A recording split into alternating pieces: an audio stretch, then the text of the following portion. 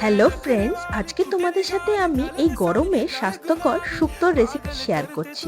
প্রথমে শুক্তো তৈরি করার জন্য আমি নিয়ে নিয়েছি পটল, আলু, মিষ্টি আলু, সজনে ডাঁটা, কাঁচকলা, বেগুন এবং উচ্ছে। এরপর কড়াইতে আমি তেল গরম করে বড়িটাকে ভেজে তুলে নেব।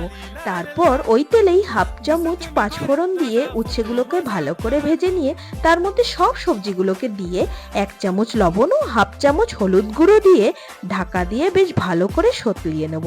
তারপর ভালোভাবে সতলে গেলে এর মধ্যে রাঁধুনি, পোস্ত, সর্ষে আর 2টো কাঁচা লঙ্কা দিয়ে বেটে রাখা মশলা দিয়ে 1 কাপ দুধ দিয়ে আর বড়িগুলোকে টুকরো করে দিয়ে 2টো কাঁচা লঙ্কা দিয়ে ভালো করে মিশিয়ে কিছুক্ষণের জন্য ঢাকা দিয়ে ফুটিয়ে নেব। ভালোভাবে ফুটে গেলে অল্প পরিমাণ মতো চিনি আর অল্প ঘি দিয়ে নামিয়ে নিলেই সুস্বাদু ও স্বাস্থ্যকর শুক্তো তৈরি। রেসিপিটা ভালো লাগলে অবশ্যই লাইক করে দিও। By friends.